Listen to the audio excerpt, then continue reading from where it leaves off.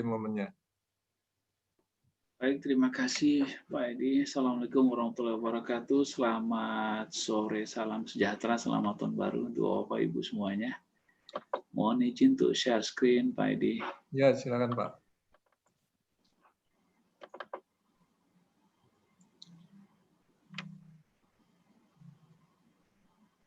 Sudah kelihatan ya Pak ya?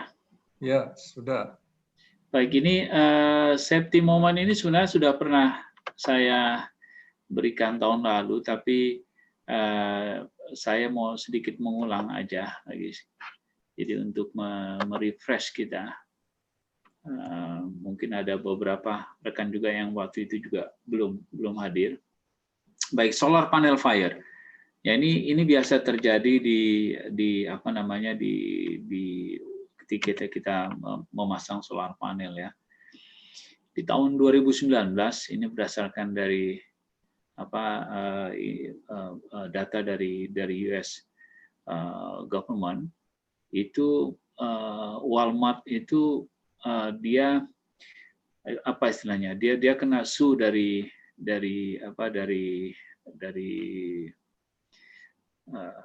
di pengadilan karena ada 9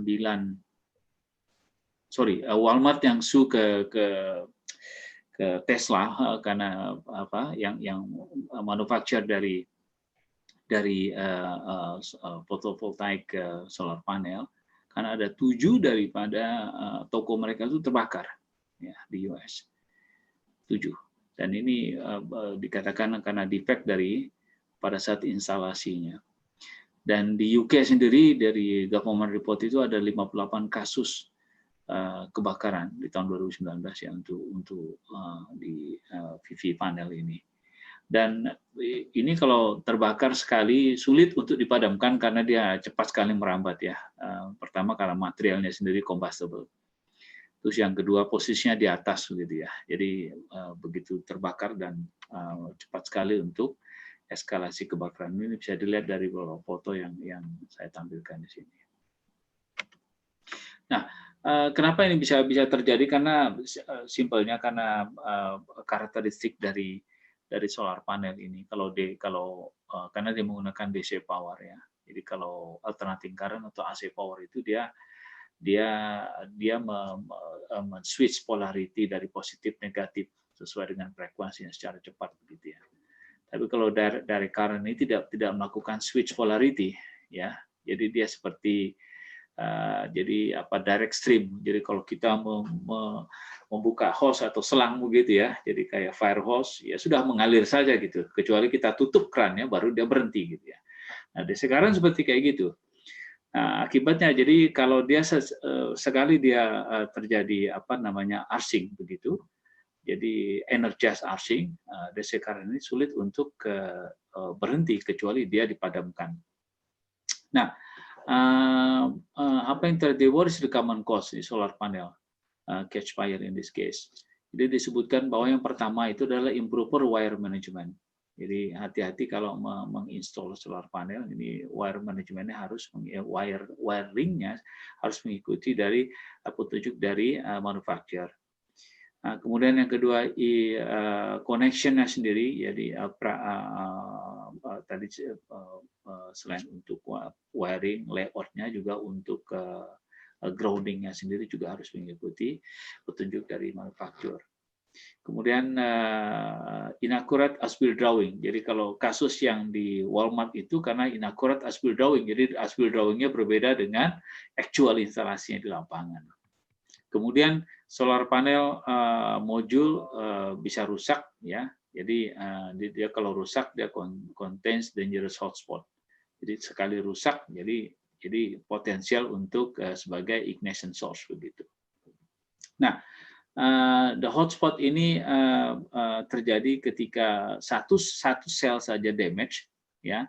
Dia kemudian tidak mampu untuk mengenerate electricity, sementara di sel yang lainnya itu bisa mengenerate power.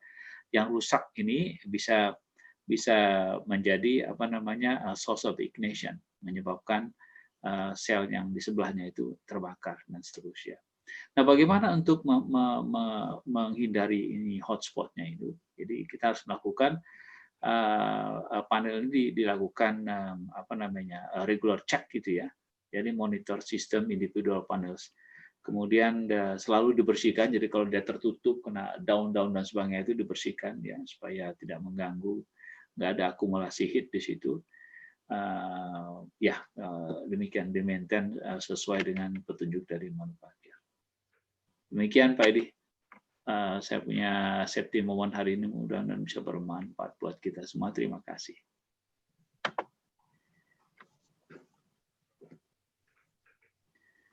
Baik, terima kasih Pak Heldiansyah atas penyampaian safety moment-nya. Langsung kita lanjutkan dengan acara pokok kita, presentasi dari Pak Niki Prastomo dari Universitas Multimedia Nusantara. Nanti dilanjutkan dengan diskusi tanya jawab sampai kira-kira jam 18. Kami persilakan Pak Niki Prastomo. Terima kasih banyak Pak Edi atas kesempatannya kepada BKTF PII. Saya atas nama Universitas Multimedia Nusantara juga menyampaikan terima kasih atas kesempatan yang diberikan kepada kami. Mohon izin untuk saya mulai dengan share screen.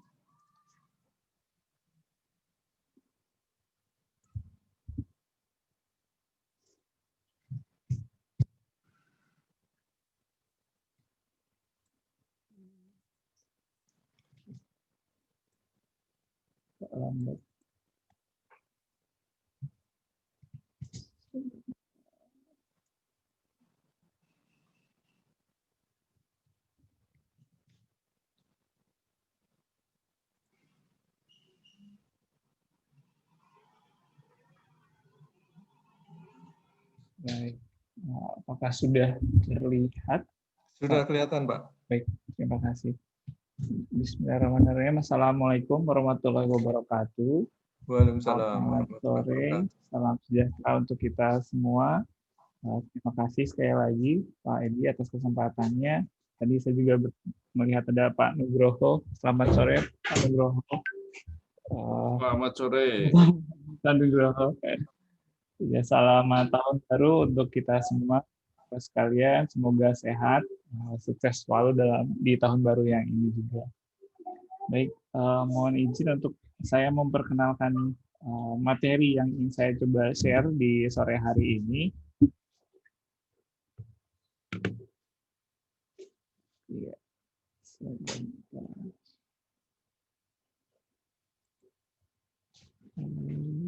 oke. Topik yang ingin saya coba sharing di sore hari ini berkenaan dengan photovoltaic solar panel. Jadi judul yang saya coba bawakan adalah Automatic Photovoltaic Control System.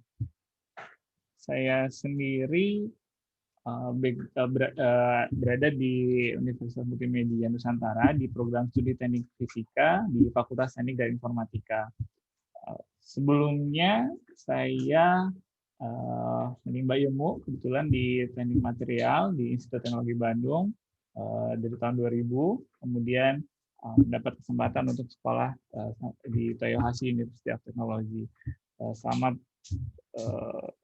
studi yang saya ambil ini memang relate-nya dengan teknik material, dengan keilmuan bahannya, namun aplikasi ataupun pemanfaatan dari bahan-bahan yang diteliti adalah hubungannya dengan fotovoltaik. Jadi saya memiliki ketertarikan sendiri terhadap renewable energy, terutama dengan fotovoltaik ini. Dan perkembangan fotovoltaik ini di Indonesia makin terus berkembang juga. Gitu. Solar Tree saya dapat informasi di Bandung.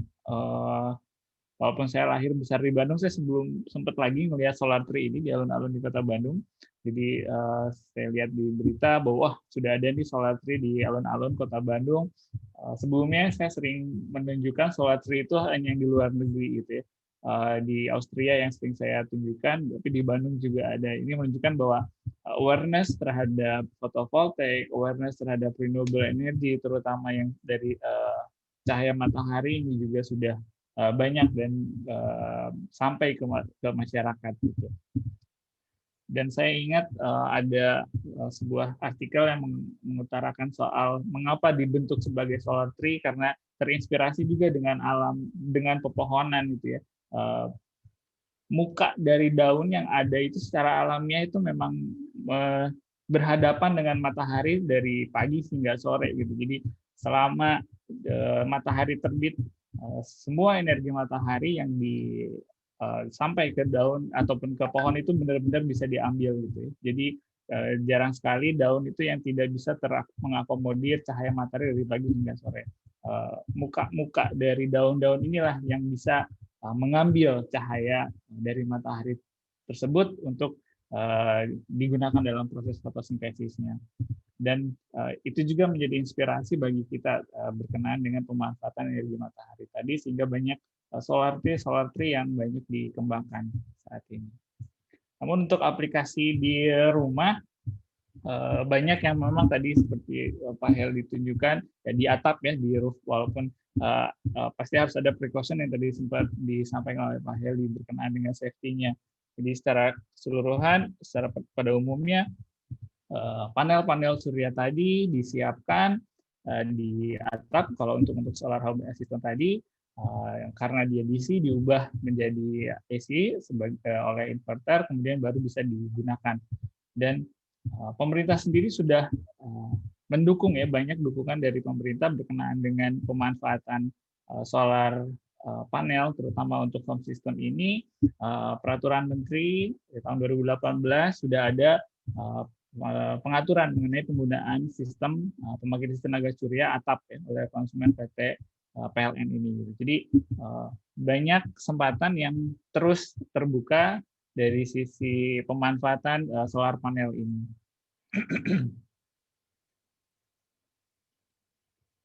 Dari sisi masyarakat sudah banyak yang memanfaatkan, dari sisi penelitian juga banyak terus dikembangkan solar panel ataupun fotovoltaik yang ada. Data dari NREL, efisiensi yang paling tinggi saat ini berhasil disiapkan adalah sekitaran 47% itu di skala laboratorium, tentunya di skala lab. Namun di skala mass production yang paling tinggi saat ini di sekitar 22%. Artinya hanya 22% energi matahari yang bisa diambil, yang diterima oleh solar panel dan berubah menjadi energi listrik yang bisa kita manfaatkan. Namun di pasaran di Indonesia, saya sering cross-check setidaknya di beberapa portal untuk pembelian online, itu efisiensi yang masuk ke Indonesia di kisaran 14-15%. Jarang ataupun mungkin mahal sehingga tidak bisa masuk ke Indonesia yang solar panel dengan efisiensi sekitar di atas 20% ini. Nah, berkenaan dengan efisiensi tadi, banyaknya ataupun meningkatnya awareness terhadap solar panel ini, saya tertarik untuk bisa terus mengembangkan dari sisi kontrol sistemnya, ya. Kontrol sistem yang bisa dimanfaatkan untuk benar-benar bisa harvesting energi dari matahari tadi untuk bisa dimanfaatkan oleh kita dalam bentuk energi listriknya. Dua hal yang ingin saya sharing di sore hari ini berkenaan dengan kontrol sistemnya adalah solar tracker dan juga switch control. Jadi solar tracker untuk bisa benar-benar harvesting cahaya energi matahari dari pagi hingga sore, dan juga switch control ketika harus ada tandem antara solar home system, solar panel dengan PLN misalnya. Yang pertama saya akan coba share berkenaan dengan solar tracker. Jadi mengapa solar tracker? Karena potensi cahaya matahari yang ada di pagi ataupun sore hari itu juga sebenarnya bisa kita ambil, kita bisa dapatkan, karena kalau tidak dimanfaatkan itu jadi energi yang terbuang dalam hal ini. Panel surya sendiri dia akan mengikuti arah matahari secara tegak lurus yang masuk secara optimum ke panelnya sendiri gitu. Sehingga bagaimana cara kita bisa memaksimalkannya, kita set ataupun kita kembangkan penjejak matahari ataupun solar tracker ini dengan sistem sensor sinar matahari dan juga aktuator yang akan menggerakkan panel surya tersebut sehingga searah dengan sinar matahari yang datang. Gitu ya. Beberapa literatur banyak yang menyebutkan memang akan meningkatkan performa absorpsi sinar matahari tersebut hingga sekitar 40% dengan mengatur derajat kemiringan. Kalau kita flat, kita hanya bisa mendapatkan paling banyak adalah optimum ketika dia tengah hari, ketika dia tegak lurus. Tapi pagi dan sore ataupun sekitar jam 9, jam 10 itu kita belum bisa dapat memaksimalkannya. Jadi solar tracker ini keinginannya untuk itu, untuk benar-benar memaksimalkan konversi sinar matahari menjadi energi listrik yang kita inginkan.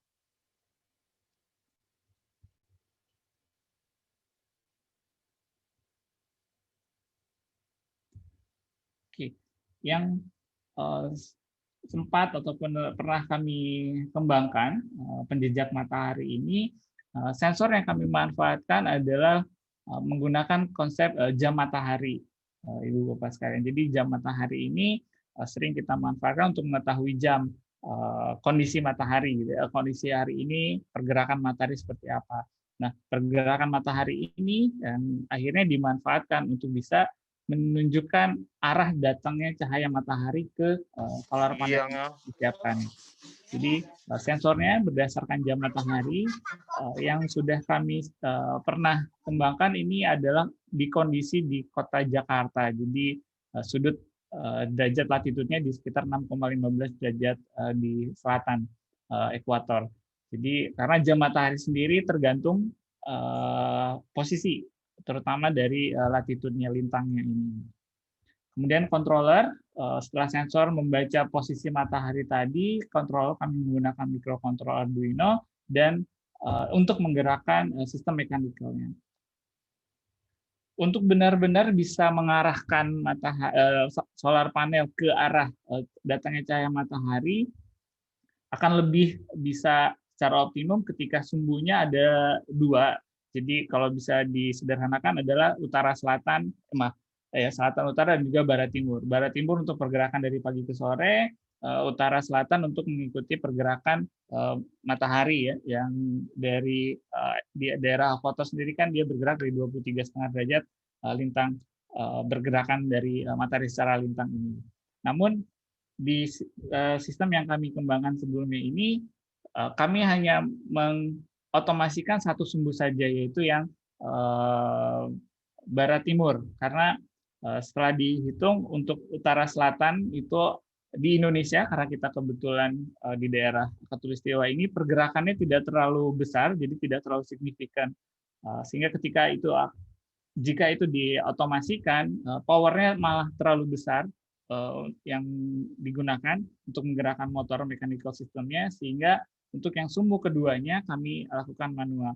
Dalam pertimbangan kami, setiap bulan itu hanya bergerak sangat sedikit sehingga bisa dilakukan manual. Namun secara sistem disiapkan dua sumbu ini, sumbu 1 dan juga sumbu 2.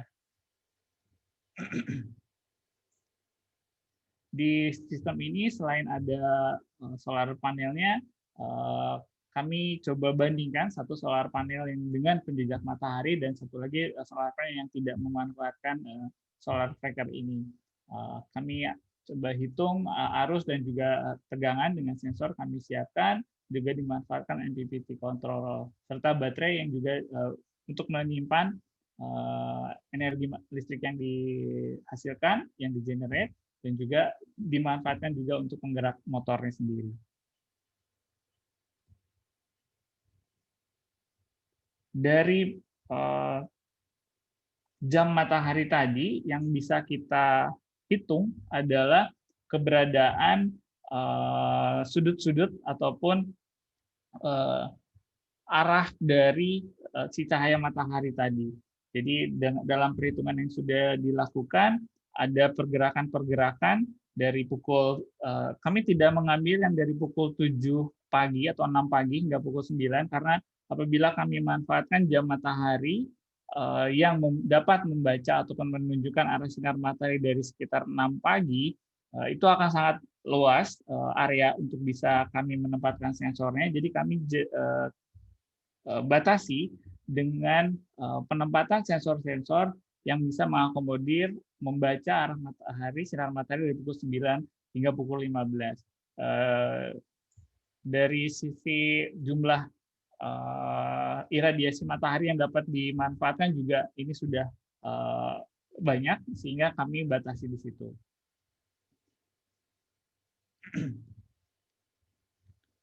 Jadi secara konsep ini adalah dari arah jam mataharinya tadi. Jadi yang hitam tebal ini adalah gnomon ataupun pembaca yang memberikan bayangannya, sehingga ketika ada misalnya ini arah selatan, berarti arah timurnya di sebelah sini. Ketika pagi hari, misalnya ketika pagi hari ini akan terkena matahari, sedangkan yang pukul 9, yang sensor di 9 ini dia akan tertutup bayangan yang dihasilkan dari si gnomon ini. Jadi pergerakan cahaya matahari akan bisa dibaca dan juga dilihat oleh sensor-sensor yang kami tempatkan di sini. Sensor ini kami menggunakan BUFA S12SD, dia resolusinya tinggi dan juga sensitivitas yang bagus dibandingkan dengan light dependent resistor, sehingga kita dapat bisa membedakan saat sensor terkena bayangan atau tidak. Jadi 6 sensor ini yang dimanfaatkan untuk membaca bayangan dan juga membaca arah matahari, datangnya sinar matahari. Dari sensor-sensor ini kami hubungkan dengan multiplexer untuk bisa menyederhanakan pembacaan sensor. Jadi tidak perlu 6 sensor ini menjadi 6 lagi, tetapi satu pin cukup untuk dimasukkan ke microcontroller tadi.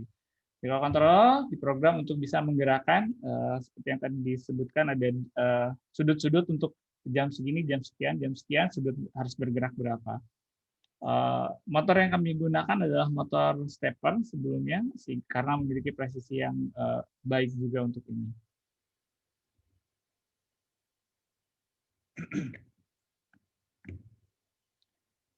Jadi secara keseluruhan, general flowchart controllernya dia membaca sensor, kondisinya sudah di satu kondisi atau tidak. Kalau iya, apakah masih yang sama? Jika iya, ditahan posisinya.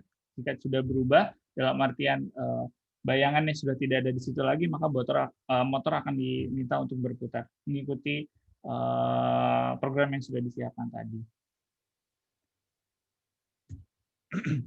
Ini di lapangan yang sempat kami coba siapkan modulnya. Solar panel, motor stepper, mechanical-nya, motor driver, kontrol, dan juga sensornya. Ini real condition-nya, ini sensor-sensornya, ada 6 sensor yang digunakan. Sensor 1, 2, 3, 4, 5, 6 ini mengikuti pengaturan yang tadi sudah disiapkan dari sisi desain jam mataharinya. Jadi kalau dilihat dari sini, sensor 6 ini dia akan ini yang warna kuning ini artinya sensor 4 dia tertutup matahari, ya di sini tertutup.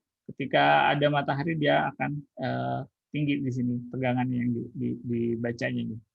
Jadi di pukul 12 keseluruhan sensor akan terkena cahaya matahari, tidak ada yang tertutup bayangannya, seperti itu.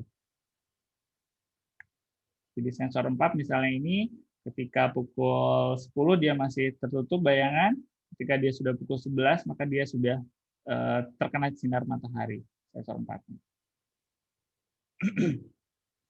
Jadi ini untuk melihat apakah bisa terbaca posisi bayangan tadi terhadap sensor yang ada. Kami coba lakukan perbandingan daya antara sensor panel yang menggunakan sensor solar tracker atau penjejak matahari dengan yang tidak penjejak matahari. Di sini ada peningkatan di area pagi dan juga sore harinya. Namun ketika kondisi berawan ini masih memang menjadi tantangan buat kami juga, karena bayangan tidak dapat diterima oleh si sensor, sehingga agak sulit untuk bisa melihat posisi sinar matahari datangnya sedang ada di mana. Jadi ketika tidak ada dia akan stay. Dalam hal ini dia stay di posisi flat. Jadi ketika tidak ada perintah dia akan stay di posisi flat di sini. Jadinya ketika berawan tidak banyak perbedaan dan menjadi tantangan bagi kami juga untuk itu. Sehingga ketika kami membandingkan syarat untuk bisa ini dimanfaatkan karena memang ini adalah berdasarkan jam matahari adalah ketika kondisi yang cerah. Kondisi cerah efisiensi bisa memang terangkat. Motor juga tidak banyak bergerak sehingga daya motor yang dimanfaatkan energi yang dimanfaatkan untuk daya motor juga sangat kecil. Namun ketika berawan, motor sendiri juga mengambil energi sehingga efisiensinya jadi lebih rendah. Jadi yang saat ini kami coba telaah kembali adalah backup system saat kondisi berawan, skema-skema lain yang bisa memanfaatkan yang bisa mengembangkan banyaknya energi matahari yang bisa diserap oleh panel surya ini. Ini mengenai solar tracker. Kemudian untuk automatic control yang lain adalah automatic switch control untuk solar home system ini.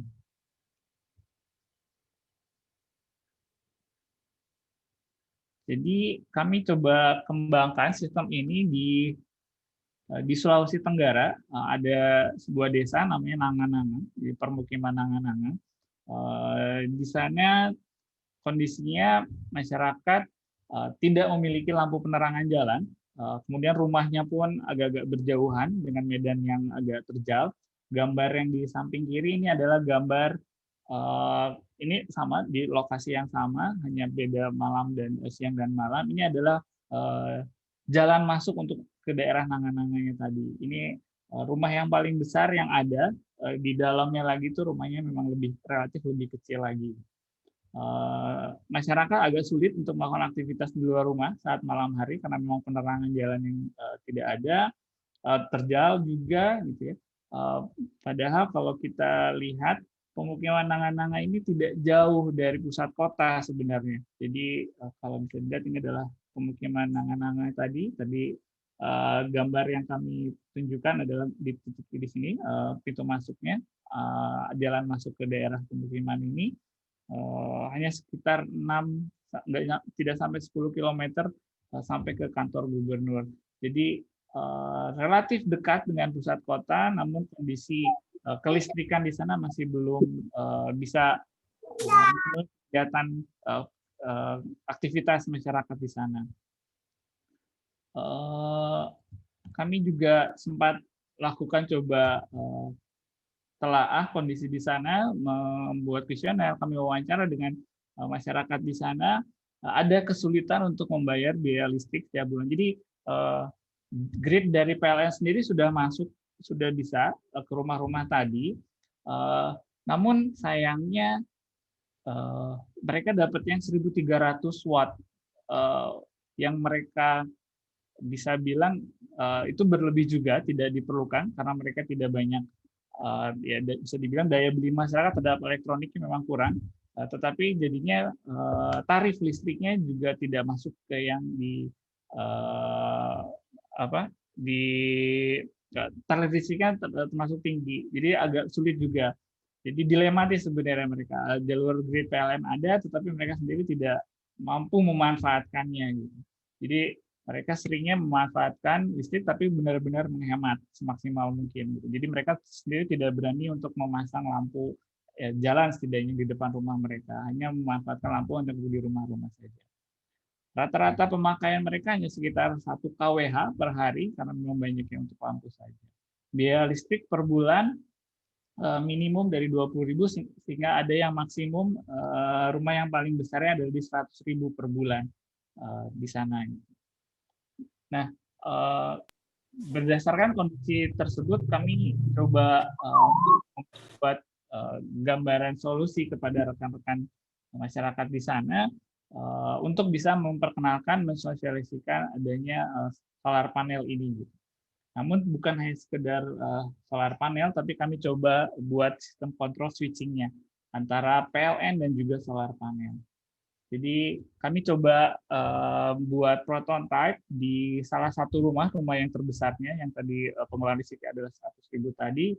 Kami coba berikan tambahan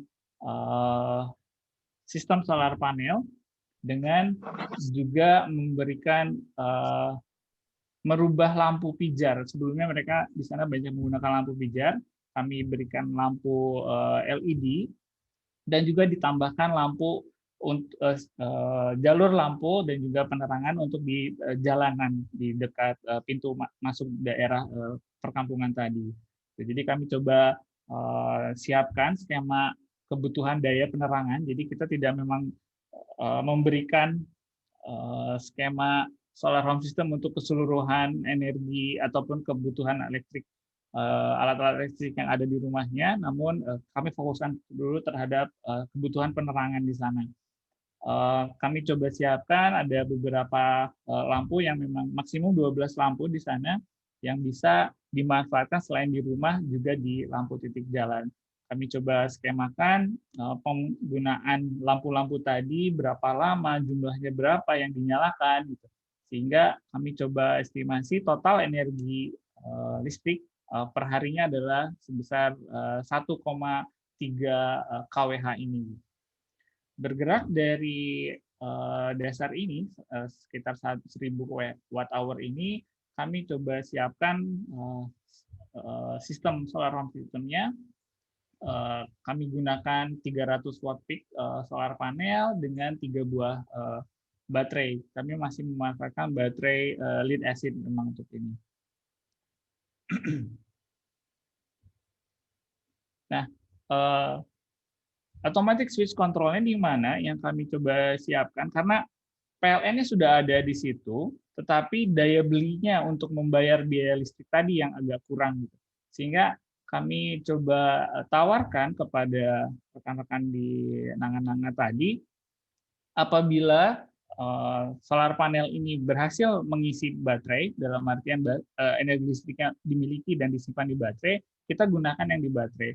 Namun misalnya ketika hujan, ketika mendung, baterainya tidak banyak terisi, habis, dalam artian itu oke, kita switch ke PLN. Gitu. Ketika misalnya sudah baterainya terisi lagi, misalnya besok harinya cerah cuacanya sehingga bisa mengisi lagi dan aki sudah 100%, switch balik lagi ke solar panel. Sehingga mengurangi setidaknya ketergantungan pembayaran ke biaya listrik yang dari grid PLN. Awalnya ke arah sana gitu. Jadi kami buatkan si automatic switch control tadi yang dia sendiri membaca tegangan aki, sebenarnya dia membaca tegangan aki, ketika akinya kurang, maka kontrol ataupun switch-nya akan menghubungkan sumber listrik dari PLN untuk masuk ke beban. Switch control ini juga mengatur fungsi dari inverter, dalam artian ketika PLN yang sedang dimanfaatkan, grid PLN yang sedang dimanfaatkan oleh rumah atau oleh beban, maka inverter akan off. Karena inverter sendiri juga ketika tidak di-off-kan, dia akan mengambil beban. Sehingga ketika di PLN, inverter off. Ketika baterai sudah penuh, maka inverter akan on, dan controller akan switch untuk bisa masuk ke dalam beban. Sedangkan PLN akan di-cut. Itu konsep dari ASC yang kami siapkan tadi. Namun untuk safety precaution kami juga menyiapkan saklar ini sehingga apabila misalkan ASC-nya ataupun inverternya ataupun aki dan lain-lain ada kerusakan ataupun perlu ada maintenance, maka kita menggunakan saklar ini sehingga langsung bypass dari PLN masuk ke pembebanan, tidak perlu masuk lewat ASC ini.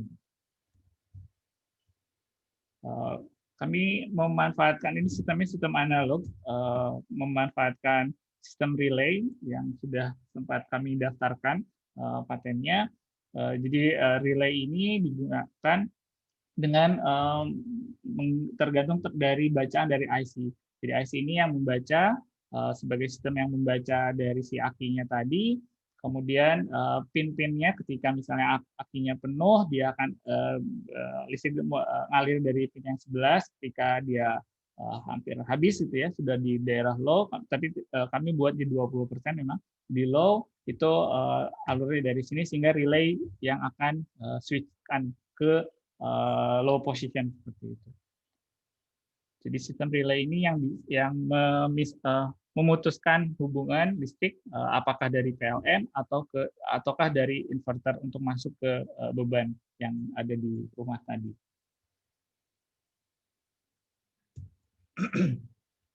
Jadi ini salah satu kondisi, misalnya ketika kondisi baterainya low, misalnya dibaca di 10,7 voltase, ketika dia setelah di discharge, maka yang akan keluar adalah dari sistem PLN-nya, beban terhubung dengan grid dari PLN. Namun ketika kondisi baterainya high, ya setelah selesai charging, dia di posisi high, maka solar panel yang akan terhubung dengan beban, dalam artinya melalui inverter tadi. Kami coba siapkan dan juga sekaligus sosialisasi mengenai renewable energy, mengenai solar home system ini kepada rekan-rekan di permukiman Nangan-Nangan tadi. Dan masyarakat juga mengambil berpartisipasi dalam hal ini, mereka juga mendukung konsep pengembangan teknologi ini. Lampu jalan di sepanjang jalan masuk permukiman Nangan juga bekerja sama dengan masyarakat di sana untuk bisa ditempatkan. Dari data yang kami coba baca di sini, ini kami pasang di pertengahan Mei 2019 saat itu, ketika misalnya ini ketika di tanggal 31 Mei tadi kondisi baterai ini dibaca pukul 8 sampai pukul 9, ini memang dibaca tidak real time. Saat itu kami membaca kondisi itu dalam 1 jam 1 kali, kondisi baterainya misalnya 30%, di 32%, dan ketika misalnya habis sudah di hampir 10%, itu switch control akan bekerja memindahkan yang tadinya dari panel surya masuk ke PLN. Dan selama di PLN ini terus diisi, di charging melalui solar panel tadi baterainya. Ini contohnya ketika sudah di tanggal 2 Juninya terisi, memang keadaannya saat itu kondisi musim masih di akhir musim hujan, jadi banyak yang mendung, berawan, cerahnya masih tidak banyak. Namun ketika sudah terisi 100%, switch control memfungsikan ataupun memindahkan beban tadi untuk menghubungkan kembali dengan panel surya. Dan dengan skema ini hampir sekitar 40-50% biaya listrik bulanan dari satu rumah ini, memang sebagai percontohan, satu rumah ini bisa terkurangi biaya listriknya. Kondisi malam hari setelah lampu dipasang di daerah ataupun di jalan masuk tadi juga bisa dinikmati oleh warga di sana. Per 29 Desember lalu, ya minggu lalu, saya coba kontak rekan-rekan yang ada di sana. Sistemnya masih berfungsi dengan baik dan juga masih dipergunakan. Namun kondisi pada saat tanggal 29 Desember itu katanya lagi digunakan yang sumber dari PLN. Banyak awan dan hujan kemarin-kemarinnya, jadi foto yang saya dapatkan adalah foto ketika grid PLN yang terhubung dengan beban di rumah. Dan ya puji syukur konsep ini ya diterima oleh masyarakat dan akan ada perkembangan tanaman sorghum di daerah Nangan-Nangan tadi, dan juga akan menggunakan panel surya dan penerangan sekaligus penyiraman tanamannya nanti. Tantangan yang dihadapi adalah monitoring yang memang saat ini yang ada dihadapi, namun secara fungsional sudah bisa dimanfaatkan oleh masyarakat di sana. Lanjutannya yang kami ingin coba kembangkan adalah setelah tadi sistem yang analog, kami coba buatkan sistem yang kami kembangkan yang digital, karena kami ingin coba melakukan monitoring secara remote dan juga real time gitu. Jadi untuk itu kami coba kembangkan yang smart automatic transfer switch ini dengan konsep konektivitas dengan di internet. Jadinya konsep kedepannya smart ATS tadi dengan kontrol IoT tadi bisa menghubungkan tidak hanya satu rumah, beberapa rumah itu bisa saling berkomunikasi, bisa saling terhubung. Dengan arsitektur ini tidak harus seluruh rumah atau seluruh ATS ini terhubung dengan internet, hanya satu saja misalnya yang di ujung yang bisa mencapai gateway ini yang akan terhubung dengan internet sehingga bisa meneruskan ke server sehingga kita secara remote maupun real time dapat memonitor kondisi sistem solar home system tadi. Jadi ini konsep lanjutan berkenaan dengan automatic transfer switch yang kami kembangkan. Mungkin itu dulu yang bisa saya share, Pak Edi. Tidak banyak juga ini. Saya juga masih terus mengembangkan, masih belajar juga. Ya sebagai penutup dari sharing saya ini, renewable energy menjadi poin penting untuk terus bisa memperoleh kemandirian energi bagi Indonesia juga di sini, ketahanan energi juga bagi Indonesia, sehingga dalam kesempatan ini ingin mengajak rekan-rekan yang ada di sini untuk bisa berkolaborasi apabila ada kesempatan untuk bisa mengembangkan terutama di sistem fotovoltaik ini. Terima kasih atas kesempatannya. Saya kembalikan lagi kepada Pak Edi. Baik, terima kasih Pak Niki Prastomo atas presentasinya. Kita lanjutkan dengan diskusi ya. Kita mulai dari pertanyaan-pertanyaan yang muncul di chat ya. Pertama ini dari Pak Yusri ya.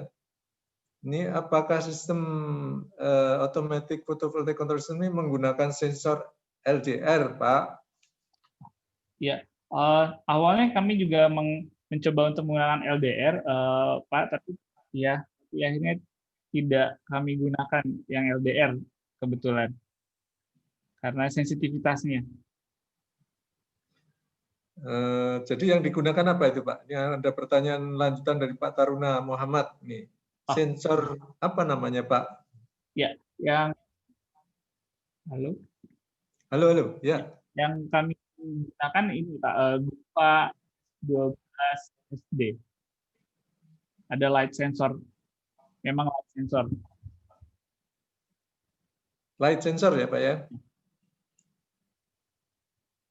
Kalau boleh ya sebentar.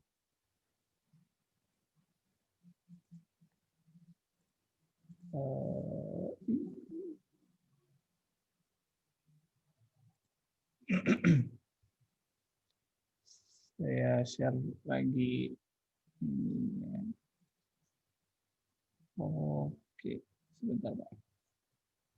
Ini agak lambat.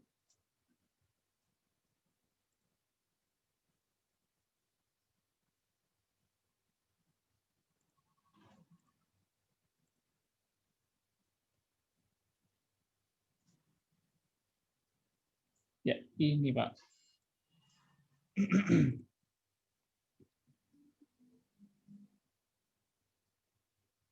Bisa terlihat mungkin ya tadi.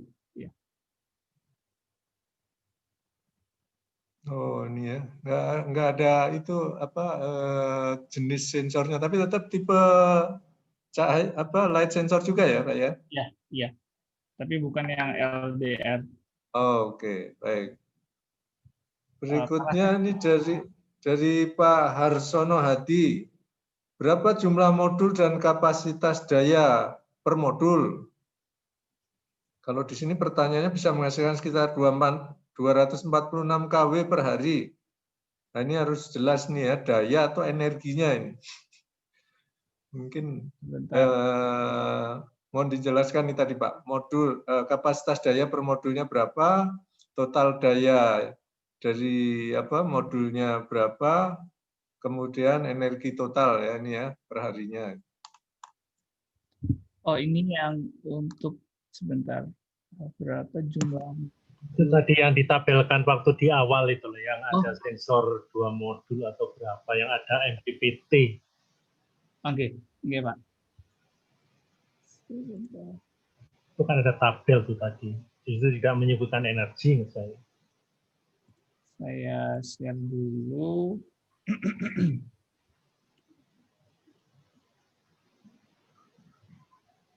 Ini pakai yang 100 watt peak, Pak. Panelnya sendiri. Bentar.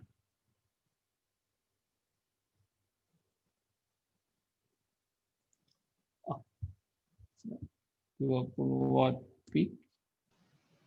Jadi kalau sebetulnya menghitung energi matahari, apa modul yang dihasilkan itu tidak jelas, harus tergantung dari iradiasi, artinya energi dalam satu hari matahari. Biasanya kalau saya menghitung itu 5,5, itu untuk Indonesia bagian timur. Kalau Jakarta itu sekitar 4,5 kilowatt hour per hari.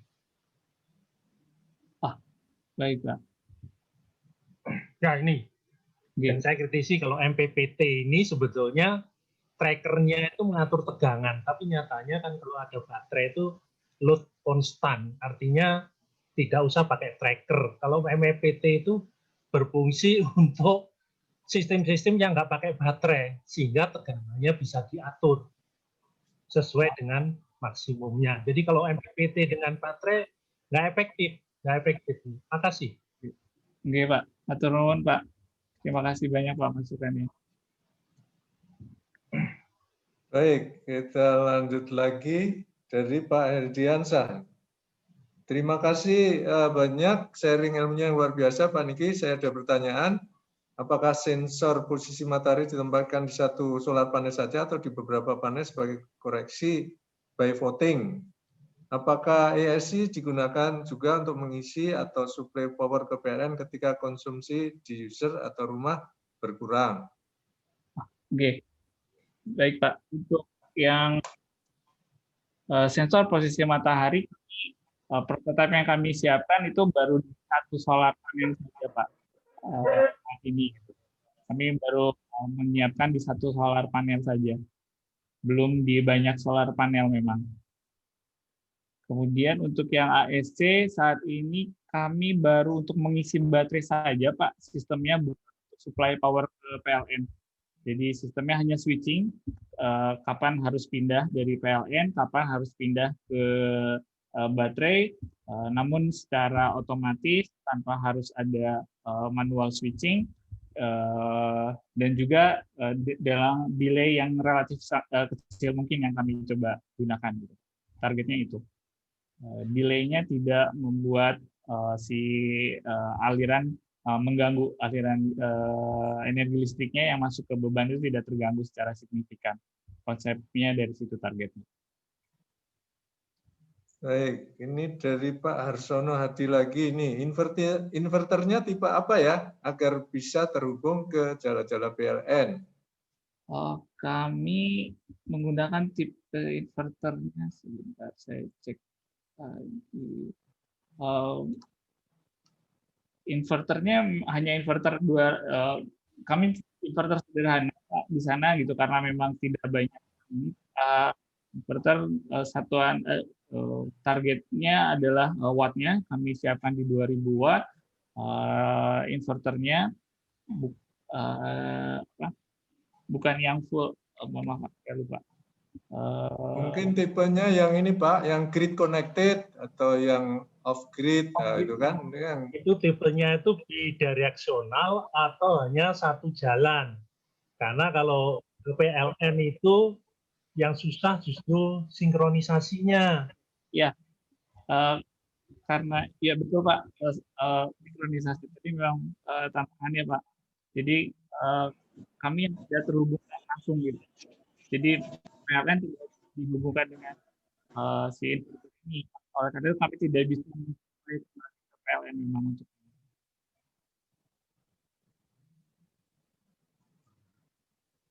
Baik, berikutnya dari Pak Muhammad Kosil, visi output dayanya lebih tinggi mana jika dibandingkan dengan data dari software tentang PV? Di software sudah ada informasi tentang posisi untuk iradiasi optimum bulanan atau rata-rata tahunan. Baik, ini dihubungkan dengan yang solar tracker mungkin ya Pak ya. Kalau ya kami memang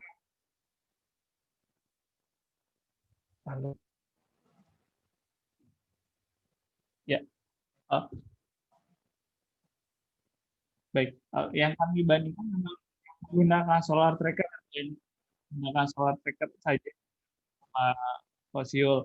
Jadi bagaimana kami menggunakan sinar matahari di pagi hari yang bisa kita tidak termanfaatkan oleh karena solar untuk memastikan sudut datang matahari benar-benar bisa minimum sehingga energi yang dihasilkan sudah bisa lebih optimum.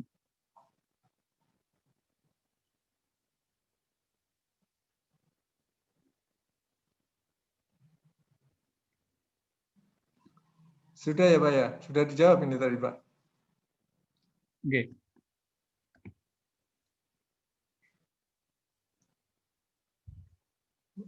Kan ada software PVSys ya. Nah, Iya. dia kan mungkin dari NASA itu dia memprediksi iradiasi suatu daerah, produksi energi satu daerah. Nah ini kalau dibandingkan dengan hal itu, gimana? Apa pernah dikaji gitu loh? Mungkin pertanyaannya seperti itu. Betul. Ya Pak, dengan ya.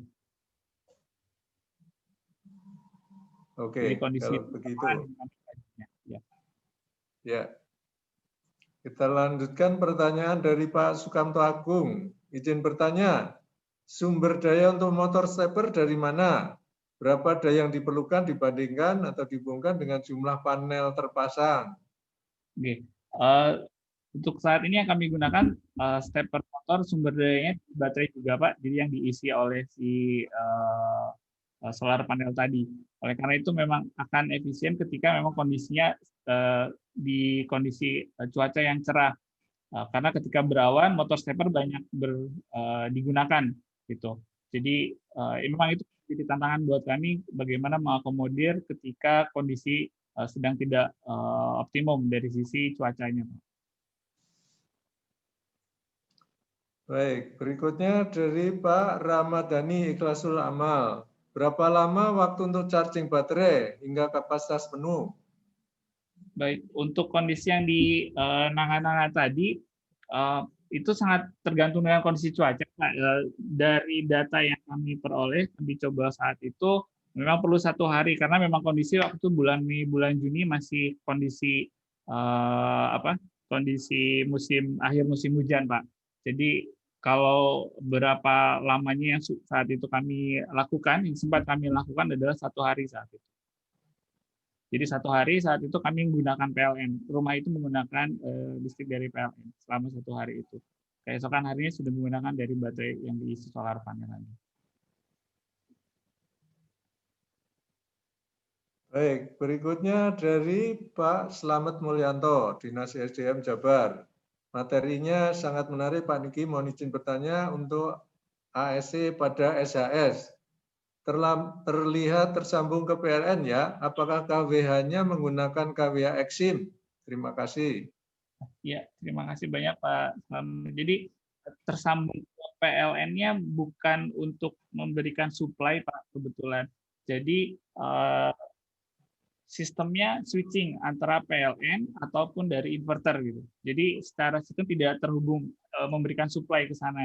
Jadi apakah opsinya PLN ke beban atau inverter ke beban gitu. Kami mengembangkan ini karena kondisinya di Nangan tadi adalah PLN ini sudah ada di situ, namun daya beli dari masyarakat yang kurang gitu.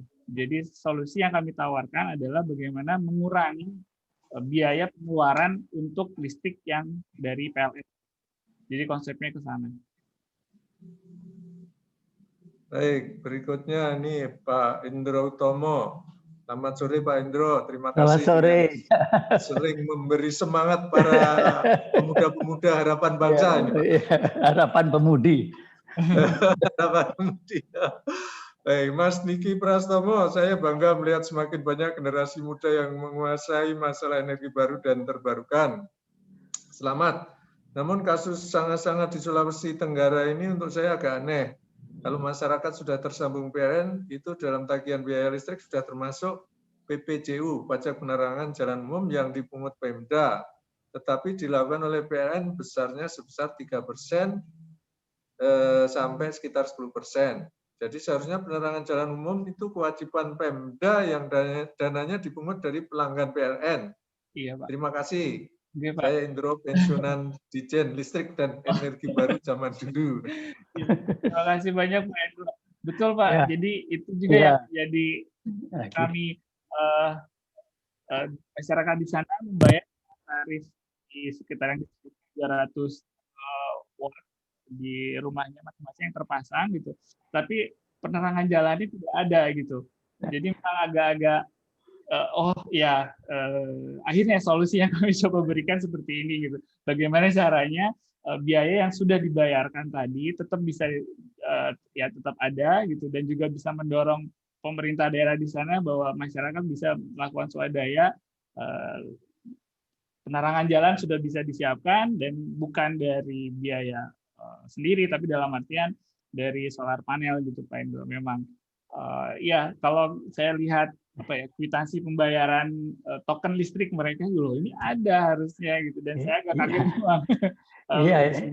Terus mereka teman-teman masyarakat di sana sehari hanya perlu 1 kWh per hari gitu, kayaknya mungkin nggak harus sampai di 1.300 juga gitu yang dipasangkan. Iya, jadi mungkin kalau saya boleh menyampaikan Pak ya, jadi sebetulnya malah yang Pemdanya harus diluruskan, karena sedang Mas Niki Prastomo barangkali malah bisa mengembangkan sebagai pre-electrification, Mas. Okay. Saya awal tahun 80 itu sudah masangin solar fotovoltaik di banyak tempat, termasuk di Pulau Rote gitu. Wow. Jadi sudah banyak, dan kesimpulan kita itu harus menjadi yang paling tepat itu sebagai bagian daripada pre-electrification. Jadi menimbulkan demand, setelah demand ada, listrik masuk yang dari PLN. Itu saya kira. Atau di daerah-daerah yang terpencil sama sekali yang PLN tidak bisa memasok, nah harus ada suatu lembaga dan usaha yang melakukan. Sebab kalau sukarelawan mereka sendiri, yang diperlukan masyarakat itu adalah listriknya, servisnya. Bukan mengelola peralatan pembangkit listriknya gitu, saya kira. Yeah. Itu kesimpulan yang kita peroleh dari sejak awal tahun 80, Mas. Terima kasih, saya senang bisa bicara dengan Mas Niki dan bangga saya dengan Mas Niki. Ya. Terima kasih. Assalamualaikum. Waalaikumsalam. Berikutnya Pak Rian Laksmana Singgeta. Bisa tanya Pak, baterainya tipe apa Pak? Bagaimana dengan durability baterainya Pak? Oke, terima kasih banyak Pak Rian. Jadi di nanga-nanga tersebut konsepnya kami bisa dibilang arisan sebenarnya Pak. Jadi untuk investasi awal di rumah paling depan rumah di depan teman itu mereka arisan untuk bisa mendapatkan dana untuk menyiapkan investasi awalnya gitu. Dan perbatasan itu juga ini masih menggunakan baterai yang lead acid Pak, baterai lead acid cair. Jadi memang masih diisi ulang, dikontrol, dimonitor, karena memang dari sisi biaya gitu. Tapi masyarakat di sana juga aware terhadap kewajiban untuk bisa benar-benar maintaining itu gitu.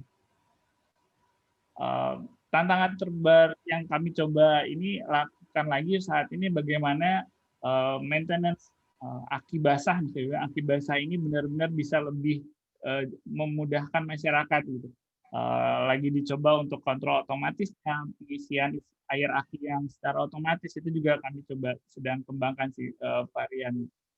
karena pabrikan yang litium investasi lumayan menambah lagi dan takutnya memberatkan masyarakat saat itu. Jadi pertimbangannya itu saat ini. Pak, sejauh ini pengujiannya, waktu pengujian baterainya memang masih bisa ini ya, bisa bertahan ya Pak? Selama pengujian. Sudah hampir 2 tahun ini masih oke sih Pak. Jadi laporannya baterainya ya biasanya kan kalau aki kering, lead acid aki kering itu kadang-kadang lebih cepat rusak, pengalaman kami gitu. Memang free maintenance tapi lebih mudah bocor kali ya, ataupun mudah rusak gitu. Jadi akhirnya kami menggunakan aki basah ini Pak. Gitu. Dan ya mungkin karena baru 2 tahun ya aman sih saat ini laporannya dari teman-teman kita. Oke, makasih Pak. Terima kasih Pak Rian. Baik, kita lanjutkan lagi Pak Yusri. Izin bertanya Pak, apakah proyek di Sulawesi Tenggara tadi telah rampung? Kalau belum, apakah saya bisa ikut belajar? Karena saya mahasiswa semester akhir, Pak, yang berasal dari Sulteng. Oh, alhamdulillah.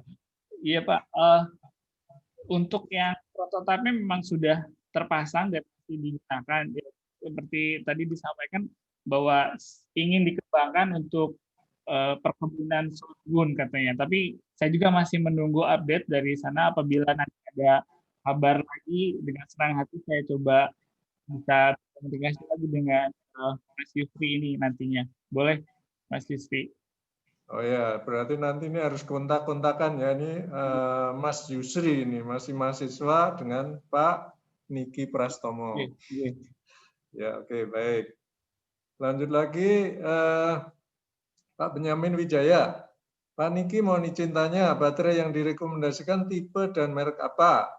Apakah bisa mengunjungi lokasi panel surya yang sudah beroperasi yang ada di sekitar Jabodetabek? Baik Pak Benyamin, mungkin ini berdasarkan pengalaman pribadi mungkin ya Pak Benyamin. Jadi apabila pilihannya adalah baterai lithium ataupun lead acid kering dan juga lead acid yang basah, apabila ada budget constraint, saya sih prefer yang acid basah. Walaupun memang ada keperluan untuk maintenance-nya gitu. Beberapa baterai lead acid yang kering ataupun aki kering ini, ya kalau dihitung teorinya katanya 4-5 tahun masih oke gitu. Tetapi seringnya dalam kurang dari 1 tahun sudah ada kebocoran dan lain-lain. Mungkin dari sisi kualitas, mungkin ya dari pengalaman saya dapatnya yang kurang oke gitu. Tapi kalau memang ada budget constraint, saya lebih prefer untuk yang ada maintenance di aki basah gitu. Tapi kalau ada kemampuan dari sisi budgeting, baterai lithium oke sih gitu. Memang tapi ya dilihat dari situasi dan juga keperluannya mungkin ya Pak Benyamin.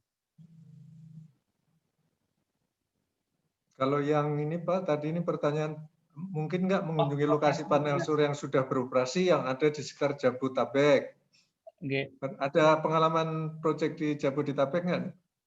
Kalau pengalaman proyek saya belum banyak, belum ada sebenarnya. Tapi ya di kampus memang sedang kami siapkan, di kampus kami sedang disiapkan juga karena sebagai sarana laboratorium bagi mahasiswa juga. Rencana memang kemarin 2020 hanya saja terkendala pandemi jadi agak hold. Tapi ada beberapa rekan saya yang memang prototypingnya di daerah Jabodetabek ada sih. Kalau Pak Benyamin berkenan nanti bisa. Kami ada di daerah Tangerang tapi Pak, jadi Jabodetabeknya yang Tangerang kebetulan. Apabila berkenan, monggo kita bisa kontak-kontakan lagi Pak Benyamin. Baik, berikutnya pertanyaan dari Pak Muhammad Iksan. Izin bertanya Pak. 1. Sistem otomatis fotovoltaik terkendali ini siapa yang melakukan maintenance-nya? Biaya maintenance yang timbul dibebankan ke masyarakat atau bagaimana Pak?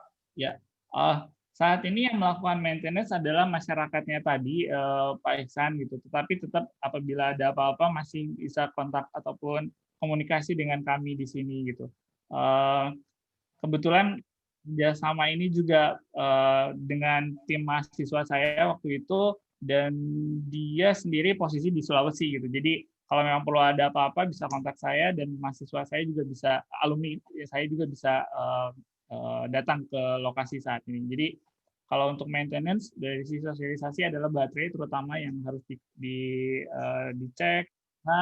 Kemudian tadi seperti Pak Heli ya disampaikan kotor, debu dan lain-lain itu tetap harus bisa di maintenance sehingga tetap bisa optimum solar panelnya bisa dimanfaatkan. Saat ini sih seperti itu, Pak. Berarti ada pelatihannya ya, Pak ya? Ada. Untuk masyarakat ya? Dan pelatihan terlebih dahulu kepada masyarakat. Baik. Berikutnya dari Pak Kulaimi. ASC ini digunakan untuk PLTS terpusat, berapa KWP minimalnya?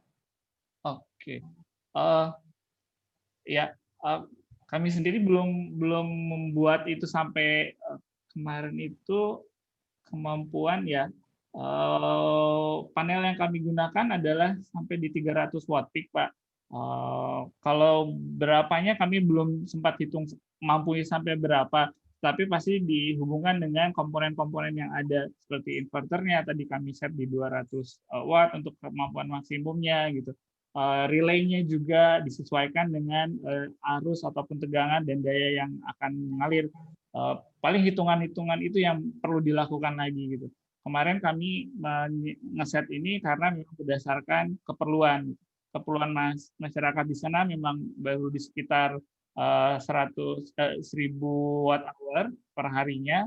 Berdasarkan itu kami menyiapkan sistemnya, Pak. Gitu. Jadi bisa dihitung sepertinya untuk itu, tapi saya sendiri belum bisa memastikan sampai berapa karena ketersediaan misalnya peralatan ataupun yang ada gitu peralatan dalam hal relay-nya ataupun controller dan lain-lainnya itu yang harus disesuaikan, Pak. Baik, berikutnya dari Pak Antonius D. Tias Prastyo. Izin bertanya, terkait dengan sistem yang dikembangkan, terkait sistem PLTS ini, apakah jenis on-grid atau off-grid ya? Apakah ada pertimbangan untuk PLTS tipe hibrid? Baik, terima kasih Pak Antonius. Kami bisa bilang sebenarnya ini adalah off-grid yang terhubung dengan PLN. Dalam artian bukan bisa, karena tidak bisa mensuplai sistem ataupun jalur yang ada di PLN tadi gitu. Jadi on-grid karena ada di PLN, tapi benar-benar kami memisahkan switching antara solar panel dan juga PLN on-off seperti itu.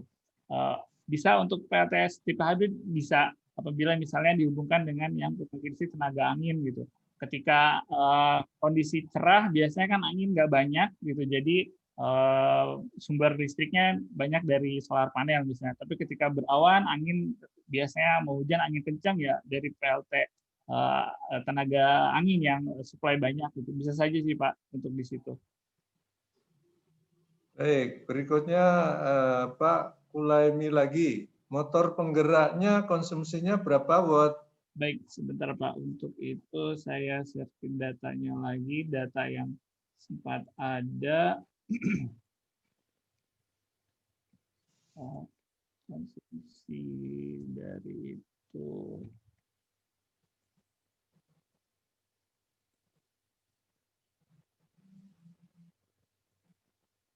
Sebentar.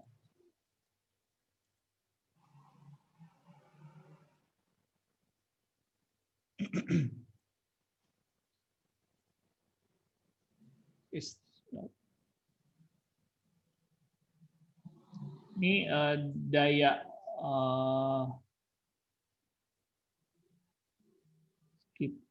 relatif kecil sih Pak untuk ini. Oh ini maaf energi ya, energi yang diambilnya. Mohon maaf bukan dayanya. Energi kilowatt second-nya. Kami hitung energi kilowatt dalam kilowatt second itu. Mohon maaf. Ya.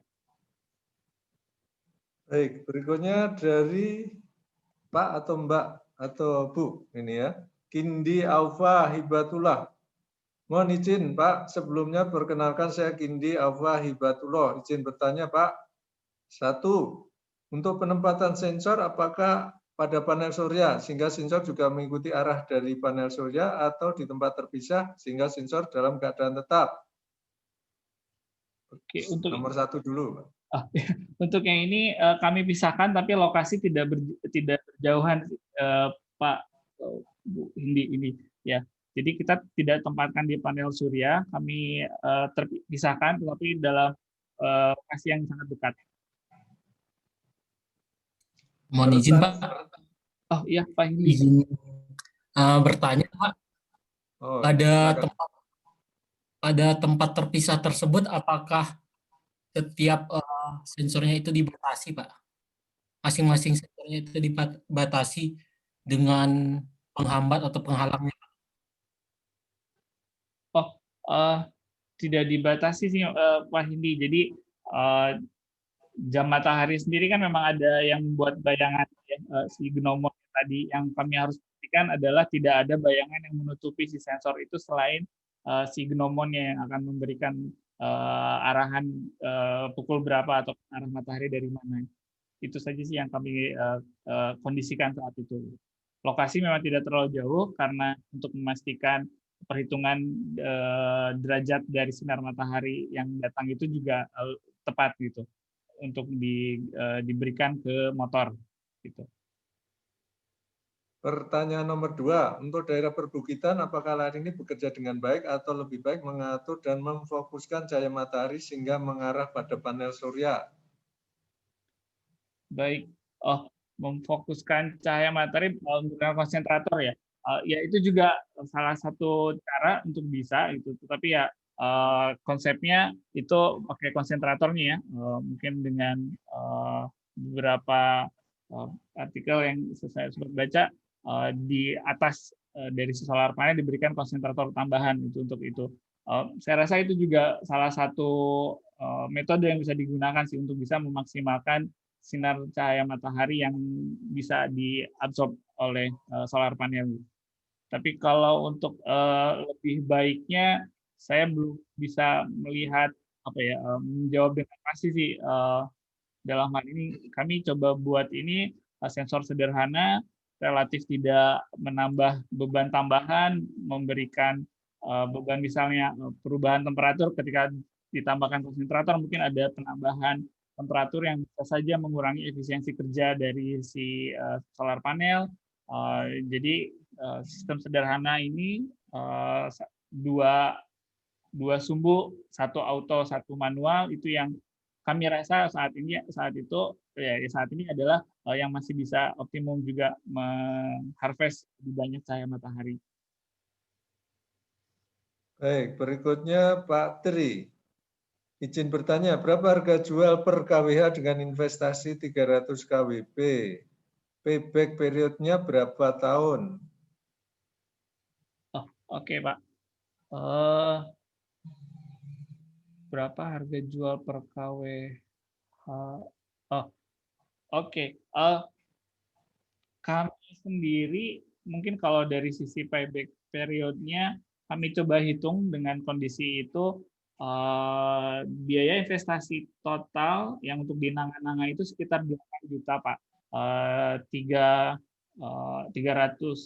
watt peak baterai, sistem-sistem yang lain-lainnya itu 300 watt peak ya, bukan K ya, ini ya, 300 watt peak ya. Kami di 300 watt peak kebetulan itu. Jadi kalau untuk 300 kW peak saya sendiri masih belum bisa menghitungnya untuk itu.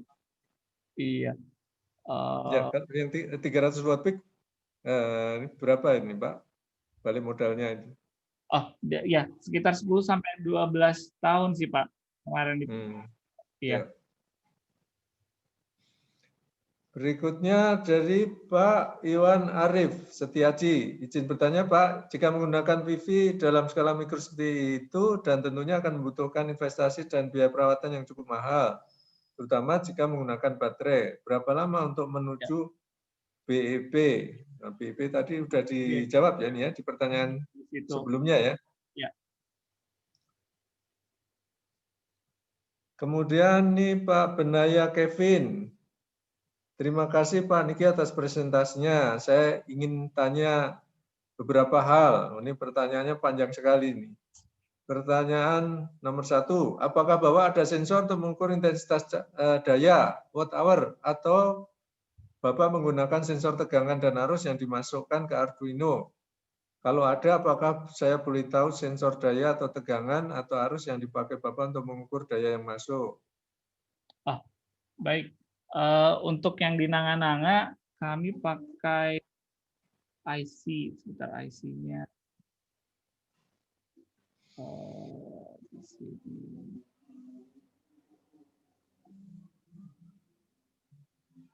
Sebentar. IC.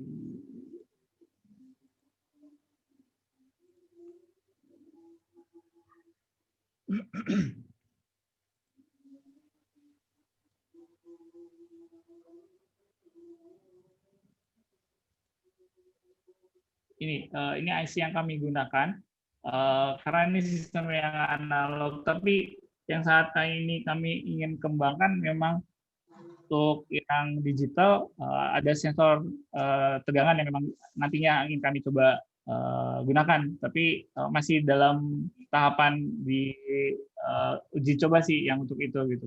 Apakah yang optimal atau tidak gitu. Tapi kalau yang sudah kami gunakan di Nanga-Nanga, maksudnya sudah running saat ini adalah yang menggunakan IC ini. Baik, pertanyaan nomor 2. Sebelumnya saya saat ini sedang membuat skripsi dengan topik solar tracker berbasis IoT juga.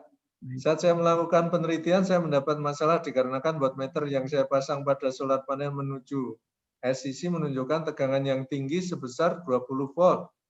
Dan itu dalam keadaan bouncing, naik turun dari 17, 21 volt. Padahal batas maksimal panel surya saya sebesar 18 volt max. Kejadian itu pada saat matahari sangat panas dan arus pada wattmeter saya menunjukkan angka 0 juga. Saya ingin bertanya mengapa hal tersebut bisa terjadi dan apakah solusi untuk masalah tersebut. Karena jika cuaca tidak terlalu panas, wattmeter saya menunjukkan angka yang normal, tidak bouncing. Ini lagi skripsi dengan topik solar tracker berbasis IoT. Iya.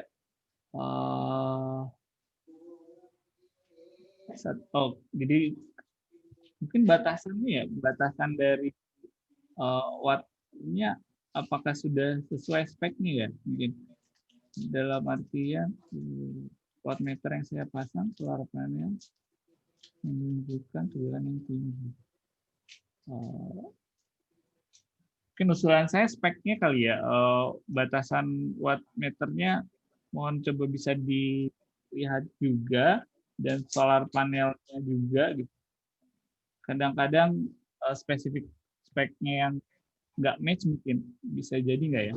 Tapi kalau boleh mungkin bisa diskusi lebih lanjut via email kali ya, Pak Edi ya. Buat bisa email atau WA ini ya. Silakan ini berkomunikasi nih. Para ahli dalam bidang solar tracker ini. Oke, mungkin diskusi email atau WA ya nanti dicatat ini Mas Benaya Kevin ini. Oke Pak, terima kasih Pak. Ya, oke. Berikutnya dari Mas Aryo Wicakso, ini juga tukang solar PV juga ini. Menggunakan switching dengan waktu berapa second? Kalau dihubungkan dengan komputer sempat reset mati atau tidak? Oke, ya Mas Aryo, waktu kami coba ini kami targetkan itu di sekitaran 1 mikrosecond, 10 mikrosecond apa ya? Karena memang kebetulan di masyarakat di sana nggak yang sampai pakai komputer sih ya. Jadi kami nggak yang nyari sistem yang lebih advance itu untuk itu gitu. Di sana lampu yang kita manfaatkan. Memang ada informasi dari teman-teman di sana. Sebelumnya itu kan kami siapkan untuk lampu, tapi ketika itu bulan Mei Juni ketika musim-musim hujan, di Agustus September ketika di Juli Agustus ketika sudah mulai musim panas, masyarakat lebih berani untuk memanfaatkan lebih banyak alat listrik sih gitu. Tapi nggak sampai ke komputer, mereka untuk TV, untuk kulkas mereka manfaatkan sumber daya listrik dari solar panel tadi gitu. Tapi kalau yang komputer karena saat itu tidak ada dimanfaatkan, jadi kami pun delay time-nya tidak sampai ke di bawah microsecond lagi gitu. Tapi itu bisa yang untuk kami coba kembangkan analog itu juga punya target tambahan memang hingga di bawah microsecond untuk benar-benar memastikan apabila dimanfaatkan di rumah-rumah yang ada komputer juga tidak terganggu. Tapi waktu itu kami tidak sampai ke bawah microsecond. Baik, berikutnya dari ada komentar. Oh ya, silakan ini. Silakan. Kalau waktunya di bawah microsecond itu tidak bahaya, Pak. Switch antara PLN dengan bonsinya PLN dengan LTS. Kalau dia besar, mungkin bisa terjadi percikan api kalau cepat itu. Terima kasih. Terima kasih Pak Aryo masukannya. Terima kasih Pak Aryo. Berikutnya ini dari Mas Ramadhani Ikhlasul Amal ya. Apa mahasiswa tingkat akhir boleh belajar di sana Pak, meski dari luar Sulawesi? Wah ini kalau jauh gimana ini ya? Ya, kesempatannya ada dalam artian kami ada kolaborasi dengan masyarakat di sana, jadi sangat terbuka ini untuk itu gitu. Namun memang kondisi pandemi ini agak-agak berubah timeline project ataupun kerjasama dengan rekan-rekan di sana memang saat ini. Dari Mas Yusri lagi nih yang tadi mau ikut belajar tadi kalau ada proyek di sana. Ini mungkin dari DOD ya juga berpengaruh untuk umur Aki Pak. Ini pernah dikaji enggak? Ya, silakan. kami depth of discharge-nya dibatasi antara 10 sampai 80%. Jadi di 80% kami depth of charge-nya. Jadi tidak dimanfaatkan lebih memang untuk bisa lebih memperpanjang umur Aki memang di situ. Baik, berikutnya Pak Benyamin Wijaya tadi. Ini terima kasih Pak Niki. Mohon info lanjut site yang bersedia kami kunjungi. Yang tadi mau lihat-lihat site project tentang solar PV. Ya, boleh Pak. Ya, yang ada rekan kami sih ya di daerah perumahan. Kebetulan di daerah perumahan yang saya tinggali juga. Jadi kalau memang berkenan, boleh Pak Benyamin di sini nanti bisa kontak-kontak lagi via WA ataupun via email nanti. Monggo Pak. Baik, berikutnya dari Pak Alex. Izin bertanya Pak, bagaimana perbandingan harga untuk pemakaian listrik PLN dibandingkan dengan harga pembangunan SAS dan maintenance-nya? Perlu diingat juga alat-alat yang terpasang juga memiliki lifetime. Oke, ya terima kasih Pak Alex. Dari pemakaian listriknya yang kami sudah lakukan survei selama 1 bulan setelah itu juga rekan-rekan di sana berkurang untuk pembayaran listrik ke PLN ini pasti berkurang karena memanfaatkan listrik dari solar panel ya. Itu sekitar 50% Pak gitu. Keseharian yang biasanya digunakan untuk membayar ke PLN mereka bisa berkurang sampai 50% gitu. Dan dari sisi investasi sekitar 10 sampai 12 tahun yang kami coba hitung untuk itu gitu. Baik, berikutnya dari Pak Muhammad Iksan. Izin bertanya lagi Pak. Satu, untuk skematik diagram automatic switch control, ini nilai komponen resistansi, transistor, dan lain-lainnya dirahasiakan ya Pak? Ya, kebetulan kami patenkan sih Pak untuk itu gitu. Dari sisi resistansinya, transistornya apa, itu memang kami daftarkan ke paten dan masih dalam proses ya masih diproses itu karena biasanya masih agak lama. Jadi kami belum bisa memberikan informasi lebih detail soal untuk itu gitu. Karena dalam proses pendaftaran di paten. Pertanyaan nomor 2, untuk rangkaian ini catur daya rangkaian dari Aki atau power PLN? Jika dari Aki saat low power, dari Aki yang mana tegangannya di bawah 10,7 volt DC, apa masih bisa kerja rangkaian ASC ini? Mohon pencerahannya Pak. Ya, ASC-nya karena menggunakan sistem analog ini, jadi tidak ada microcontroller berdasarkan relay, jadi tidak menggunakan power dari baterai juga. Kalau pakai yang digital, misalnya pakai microcontroller, nah itu memang pasti perlu power tambahan untuk si switch controlnya. Tapi kalau yang dari sini tidak menggunakan itu, gitu. Hanya dari IC, dari relay, 3 relay yang kami gunakan. Maaf Pak, mau nanya nih Pak. Ya. Oh ya, silakan. Maksud saya gini Pak, ini kan rangkaian elektronik, dia kan aktif Pak, dia butuh power supply. Jadi kan walaupun tidak dia harus ada power supply gitu Pak. Iya, kalau disebut aktif, sebentar. Maksud saya gini pertanyaan Pak, rangkaian kontrol ini satu dayanya dari AKI apa dari PLN gitu Pak? Sebentar ya Pak, saya share di ininya.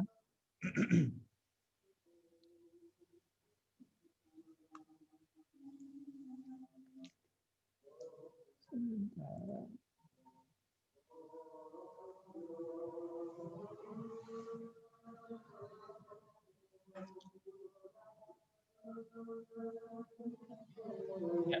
Jadi AKI itu dibaca oleh IC ini Pak Ihsan gitu. Iya. Maksud saya benar Pak, AKI-nya kan IC itu mendeteksi tegangan AKI. Ya. Jadi kalau dia low itu 10,7 kalau nggak salah, dan kalau dia full itu sekitar 13,7. Maksud saya rangkaian elektronik ini di satu daya dari mana? Dari AKI apa dari PLN Pak? Oh, kalau dihubungkannya memang dengan AKI Pak, PLN tidak mengoperasikan ini Pak. Jadi sisa daya di baterai tadi yang dimanfaatkan seperti itu mungkin maksudnya. Oh berarti power supply dari AKI gitu Pak ya? Iya. Oke Pak, udah tangkap Pak. Terima kasih Pak. Baik, yang lainnya silakan kalau mau mengajukan pertanyaan. Oh ini muncul lagi ya, jadi tolong waktunya masih 25 menit lagi. Nah, ini ada pertanyaan baru muncul, ini dari Pak Harlen Gultom. Mohon izin bertanya Pak, satu, untuk nanga-nanga sistem pembagian jam pemakaian suplai PLTS dan suplai PL-nya bagaimana Pak? Nanga-nanga atau sanga-sanga ini? Nanga-nanga Pak, kebetulan. Oh, nanga-nanga ya, benar ya, oke. Dari sisi pembagian jamnya itu disesuaikan dengan kondisi baterai, Pak Harlen. Jadi memang apabila baterainya saat itu sedang ada, walaupun misalnya sedang di siang hari, ya tetap gunakan solar panel gitu. Jadi kita tidak batasi ketika baterai tidak habis baru masuk PLN lagi gitu. Karena memang PLN sudah tersedia di sana gitu. Kami memanfaatkan itu bagaimana mengurangi ketergantungan pembayaran, mengurangi biaya yang dikeluarkan untuk membayar listrik dari PLN. Maksudnya ke sana. Baik, berikutnya pertanyaan nomor 2. Selama 2 tahun ini prototipenya ini diterapkan, komponen apa yang ada kendala trouble, Pak? Apa mikrokontrollernya ada kendala, apa Arduino-nya ada trouble atau sensornya? Baik, untuk yang di Nanga ini, yang 2 tahun berjalan di Nanga ini, kami tidak pakai Arduino kebetulan. Jadi hanya IC dan relay saja, Pak. Dan sampai saat ini belum ada kendala trouble. Jadi ya sistem analog ini sulit untuk dimonitor secara remote dan juga real time. Tapi dari sisi lifetime, trouble-nya bisa minimalisir gitu. Sengaja memang karena itu. Gitu. Oke, ini muncul lagi nih. Makasih ya, Mas Aryo Wicakso nih. Berapa rupiah yang bisa dihemat dengan kapasitas yang dipasang saat ini? Ya, Pak Mas Aryo. Jadi laporan yang kami peroleh sekitar 50% biaya listrik yang biasa dibayarkan untuk PLN itu bisa dihemat, sih, Pak. Seperti itu. Jadi misalnya yang tadi 100.000, beliau bilang dia hanya bayar 50.000 aja saat ini. Jadi ya dalam 1 bulan setengahnya dia pakai PLN, setengahnya pakai solar panel. Oke, nunggu lagi pertanyaan. Apakah ada yang langsung mau bertanya? Silakan nulis di chat juga silakan. Sambil nunggu pertanyaan, saya ingin bertanya, bagaimana ceritanya Pak Niki ini yang di Jakarta ini kan bisa punya ada proyek di Sulawesi, ya, itu. Gimana nih ceritanya ini? Kebetulan memang karena dari mahasiswa juga sih Pak Edi gitu.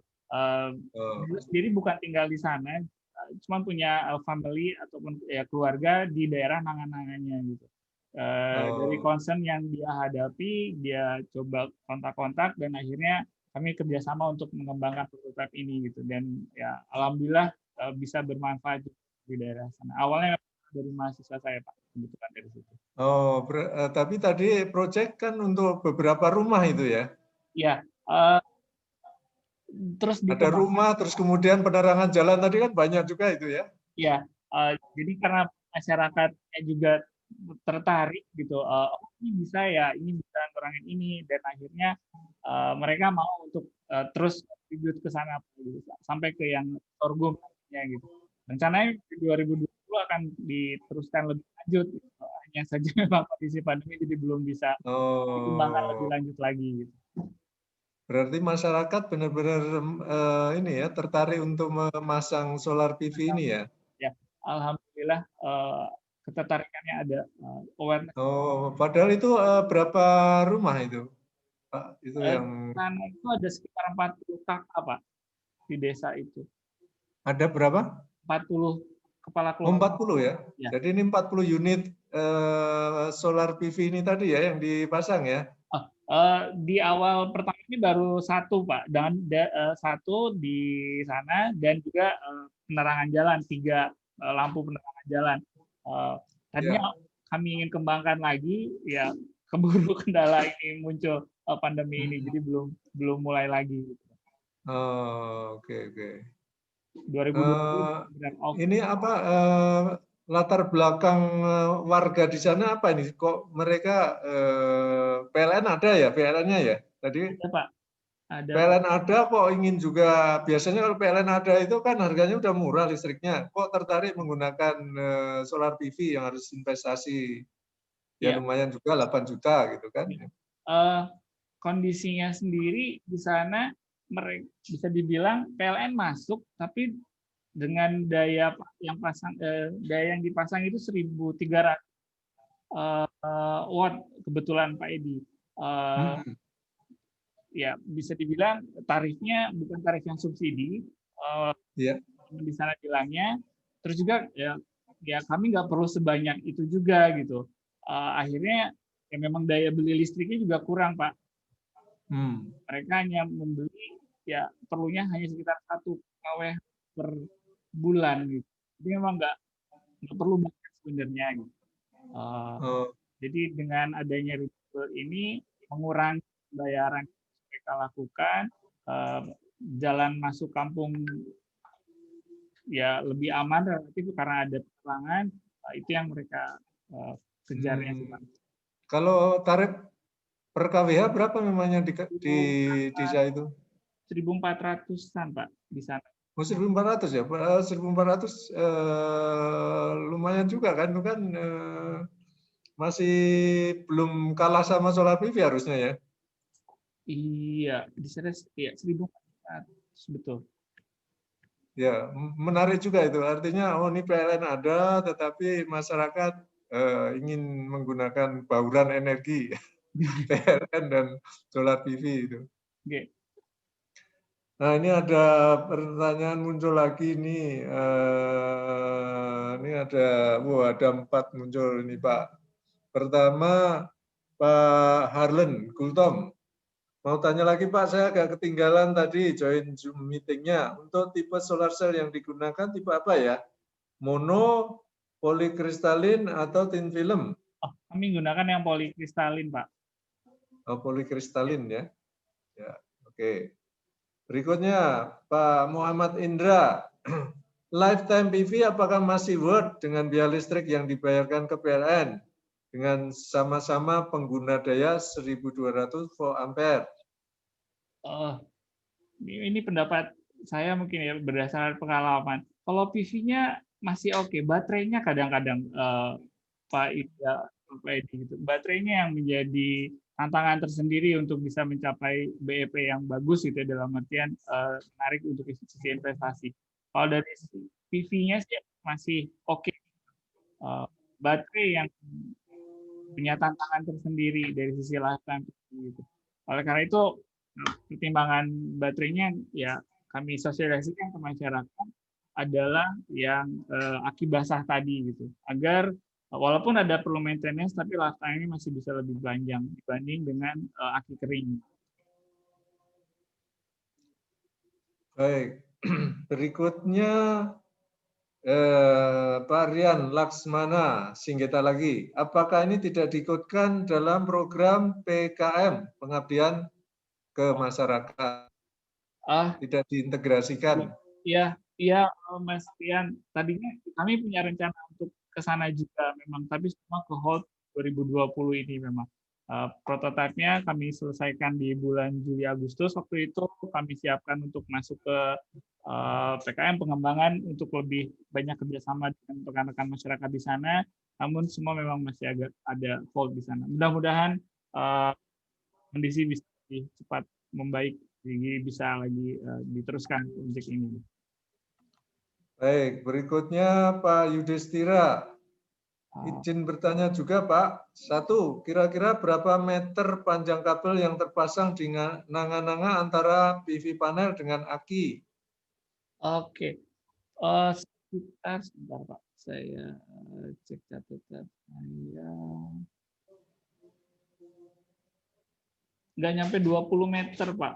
Posisi aki itu kami tempatkan di rumah salah satu warga, kemudian lokasinya agak di lapangan, di lapangan di rumah tersebut gitu. Jadi sekitar 10 sampai 15 sampai 20 meter jarak dari PV panel ke aki.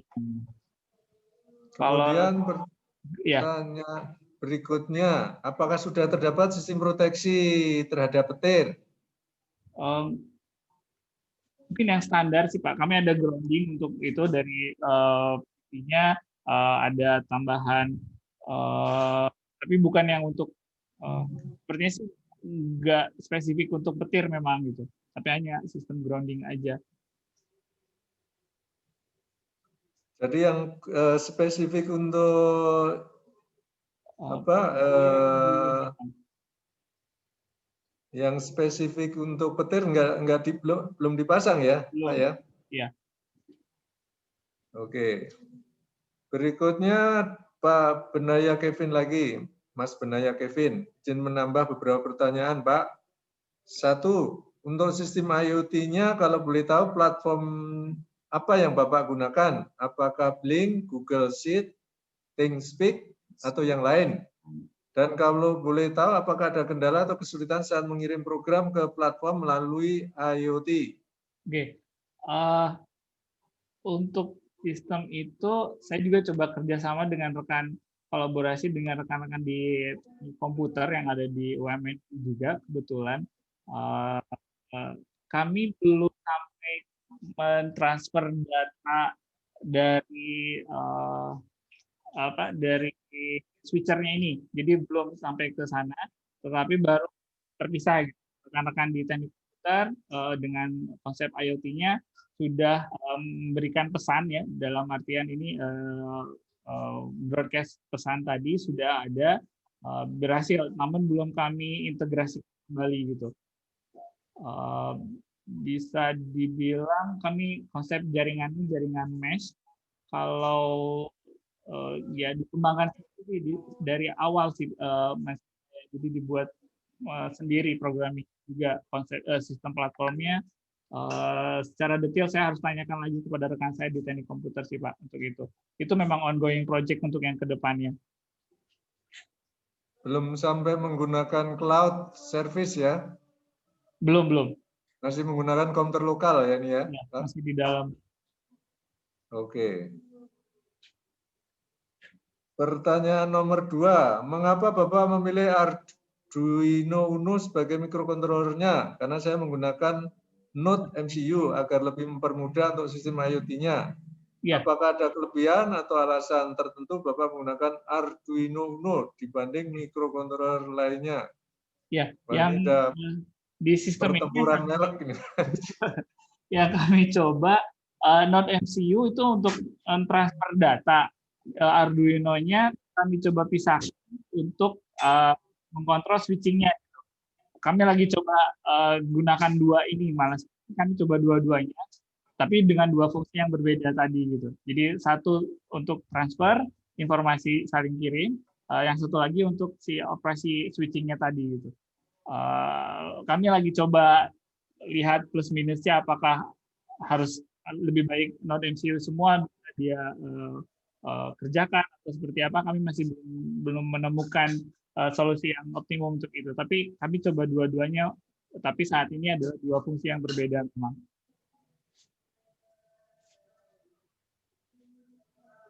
Baik, berikutnya pertanyaan dari Pak Bambang Supriyo. Izin bertanya, pemakaian IoT-nya untuk bagian apanya ya? Terima kasih. Ya, terima kasih Pak Bambang. Jadi tahapan yang kami coba bayangkan, kami angan-angankan adalah ketika banyak rumah, misalnya di mana-mana tadi banyak rumah menggunakan ATS tadi, switching tadi, dan hanya rumah-rumah itu yang kami tempatkan adalah yang sudah digital, smart, yang bisa saling berkomunikasi. Jadi sisi monitoring bisa secara dan real time kami bisa peroleh, walaupun dengan kami di Jakarta ini kami bisa langsung monitor gitu. Satu itu untuk IoT-nya. Angan-angan ke depannya lagi, apabila semua rumah itu terhubung dengan grid tersendiri, smart grid tersendiri, kami awalnya membayangkan apabila misalnya rumah satu baterainya lagi penuh, rumah 10 jauh sebelah sana baterainya sudah mau habis, bisa ditransfer gitu. Node MCU yang di rumah satu bisa ngasih tahu ke Node MCU yang di rumah 10, saya udah mau habis, minta listrik dari sana gitu. Ini bisa asalkan memang sudah ada grid yang terhubung dengan bagus juga gitu. Tapi itu angan-angan kami ke depan ke arah sana awalnya gitu Pak. Mengapa dari analog bergerak ke digital? Begitu Baik. Pak. Pertanyaan berikutnya dari Pak Ramadhani Ikhlasul Amal. Apa pada awal perencanaan pemasangan solar PV dilakukan kegiatan pemilihan jenis dari solar PV? Ya, pemilihan jenis dari solar PV-nya kami khususkan ke watt-peak-nya dulu, Pak Ramadhani. Kalau monokristalin, polikristalin itu dari sisi availability dan juga harga, karena constraint budgeting juga saat itu. Tetapi catatan utama kami adalah watt peak-nya berapa, kemudian dari sudah dipastikan waktunya berapa, dari sisi ukuran kami siapkan rangka-rangkanya, kekuatannya harus disesuaikan dengan bobot dari si solar PV tadi gitu. Concern awalnya dari kebutuhan dari masyarakat di sana di situ dulu. Baik, berikutnya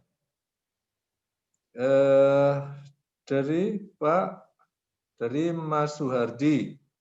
Izin bertanya Pak, saya Suhardi, mahasiswa teknik terbarukan di Aceh. Penyebab solar panel terbakar itu kenapa ya Pak? Dan cara mengatasi hal tersebut seperti apa Pak Niki?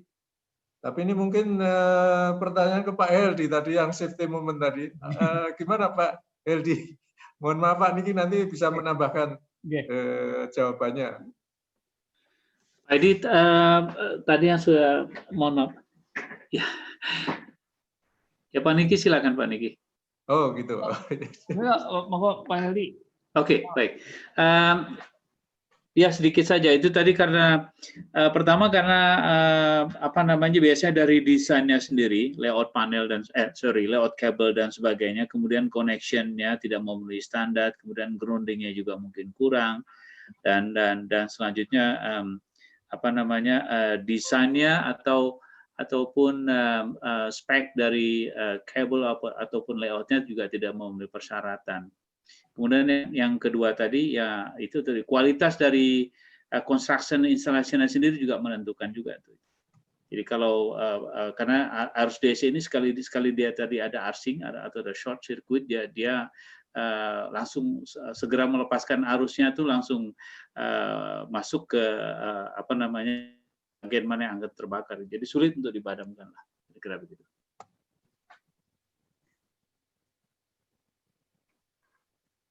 Dari Pak Niki ada yang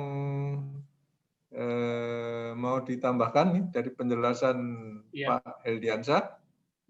Ya mungkin dari sisi wiring tadi benar, ya kebetulan kami coba apa ya, tidak ya alhamdulillah tidak sampai ke ada kecelakaan atau kebakaran, tapi memang wiring pembebanan itu benar-benar harus bisa dipastikan dengan baik gitu, supaya tidak ada kondisi tadi. Kalau dari pengalaman wiring itu juga memang perlu diperhatikan. Setuju untuk itu Pak Heldi. Baik, berikutnya dari Ibu Mbak Azahra Salsabila. Izin bertanya Pak, apabila berkenan izin bertanya di luar dari sistem yang sudah dibangun. Apabila ada suatu kondisi di mana suhunya cukup panas, apakah ada suatu sistem yang dapat mempertahankan suhu solar panelnya tetap terkendali supaya efisiensi tetap stabil? Terima kasih, Pak. Baik, terima kasih banyak Bu Azara untuk solar panel yang sempat kami pikirkan tapi tidak dapat dilaksanakan adalah pembuatan solar panel apung. Tadinya apabila di daerah Nanga-Nanga ini punya fitur perairan, kami akan tempatkan di sana juga gitu supaya meningkatkan efisiensi, karena ada kalau dari beberapa artikel yang saya baca bisa sampai meningkatkan 0,5% efisiensi apabila temperatur itu turun sekitar 1 derajat gitu dari suhu kerjanya di rentang 30 sampai 40 tadi gitu di panel suryanya. Jadi mungkin bisa jadi opsi juga apabila dikembangkan solar panel floating PV ya Bu Azara, apabila ada itu juga menarik untuk bisa ditelaah lebih lanjut, apalagi banyak perairan-perairan yang idle ya, jadi tidak harus bertabrakan dengan keperluan lahan lain, misalnya untuk pertanian, perumahan dan lain-lain. Ada perairan yang idle bisa dimanfaatkan juga untuk pengembangan floating PV gitu, karena memang ada efek pendinginan juga dari permukaan air di situ. Udara di ambience di permukaan air akan lebih mudah untuk mendinginkan PV-nya tadi. Baik, masih ada 5 menit lagi, Pak. Kita manfaatkan ini, Pak. Oke, Pak. Mungkin bisa diceritakan, Pak, solar PV yang di UMN. Tadi kan dari Pak Niki tadi menjelaskan ya, untuk pembelajaran mahasiswa juga ada fasilitas di kampus gitu ya. Nah, gambarannya seperti apa nih, percobaan yang bisa dilakukan oleh mahasiswa, atau dari solar PV-nya itu seperti apa, mahasiswa bisa melakukan apa saja dari fasilitas yang disediakan tadi. Oke, itu nuwun Pak Edi. Jadi saat ini yang eksisten ada solar panel di kampus kami digunakan untuk penerangan lampu jalan Pak, di depan saja gitu. Jadi belum dimanfaatkan untuk konsumsi gedung dalam hal ini gitu. Namun di 2021 ini memang ada rencana untuk peningkatan sumber energi terbarukan, sehingga akan dibuatkan juga modul tambahan selain untuk lampu penerangan, yang nantinya apabila itu sudah dipasang akan bisa membantu hands-on perkuliahan dari rekan-rekan mahasiswa. Saat ini yang sudah dilaksanakan memang baru modul-modul terpisah. Dalam hal ini kami memang memiliki ada solar panel, charge control, baterai dan lain-lain memang sudah ada, tapi dalam skala lab, skala praktikum gitu, belum yang sampai dipasang secara sistem terkoneksi dengan gedung gitu. Tapi kalau memang ada nantinya memang direncanakan bisa dimanfaatkan. Misalnya dari sisi ada juga belajar mengenai simulasi pendinginan tadi dari voting PV, kami juga lakukan simulasi karena memang sedikit perairan yang bisa kami gunakan di kampus kami juga. Kemudian untuk menghitung solar tracker tadi kami akan untuk yang keperluan memanfaatkan di satu area tertentu. Misalnya tadinya kami rencanakan di satu gedung, di satu ruangan di gedung tertentu itu benar-benar sumber energinya bukan terhubung dengan energi PLN ataupun yang lain yang ada di gedung kami gitu. Jadi from scratch, jadi kayak off grid di kampus gitu Pak. Kami siapkan ke arah sana, tadinya ke arah sana. Kalau dikaitkan dengan kuliah, kalau di UMN ini terkait dengan kuliah apa itu? Oke, kami ada di konversi energi, ada kemudian juga dari teknologi baterai juga kami ada karena baterai dihubungkan dengan solar panel dihubungkan dengan sistem penyimpanan energi juga. Kemudian dari sisi teknologi surya juga ada mata kuliah pilihannya Pak. Kemudian dari sisi laboratorium praktikum kami ada praktikum ya kami sebutnya praktikum teknik fisika 4 ya disebutnya. Jadi berhubungan dengan konversi energi terbarukan. Jadi kami kumpulkan di semester 6 seingat saya di genap ini ada untuk itu Pak praktikumnya. Baik, waktunya 17.59 ini sudah menuju jam 18.00 nih Pak, tepat jadwal kita ini. Baik, Pak. Terima kasih Pak Niki Prastomo atas diskusinya dan presentasinya tadi yang luar biasa, banyak yang berminat, banyak yang memberikan semangat tadi Pak Indro. Luar biasa. Mudah-mudahan penelitian di UMN tentang solar PV ini maju ya Pak ya, bisa diaplikasikan di banyak tempat nih. Masyarakat banyak yang tertarik tadi itu dari sekalipun di PLN-nya sudah menggunakan, tapi ternyata gitu ya, ini juga pelajaran yang menarik gitu kan. PLN dengan harga 1.500 rupiah per kWh ternyata masih tertarik untuk memasang solar PV. Ini sesuatu yang luar biasa menurut saya. Artinya kompetitif nih berarti solar PV ini. Ya, terima kasih Pak Niki Prastomo, terima kasih juga Pak Hildiansyah yang tadi sudah menyampaikan safety moment.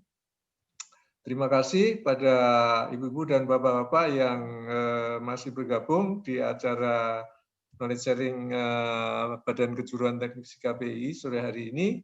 Kita akhiri acara sore hari ini. Kita lanjut besok sore bagi yang tertarik itu tentang aplikasi computer vision ya. Ini jam 16 hari ini, besok kembali lagi ke jam normal jam 15.30.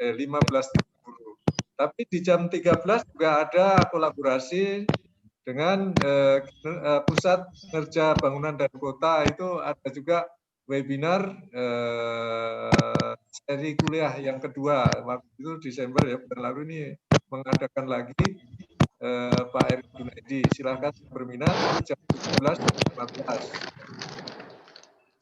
Oke, sekali lagi terima kasih. Mohon maaf kalau ada yang kurang berkenan. Kita akhiri. Selamat sore. Wassalamualaikum warahmatullahi wabarakatuh. Salam sehat-sehat semuanya dimanapun berada. Terima kasih. Terima kasih banyak Pak Edi. Terima kasih banyak. Terima kasih Pak Edi. Terima kasih Pak Niki. Pak Deden, terima kasih. Dan terima kasih. Terima kasih semua. Pak Nugroho, Pak Hildiansyah, Pak Niki Prastomo, terima kasih semuanya. Terima kasih. Ya.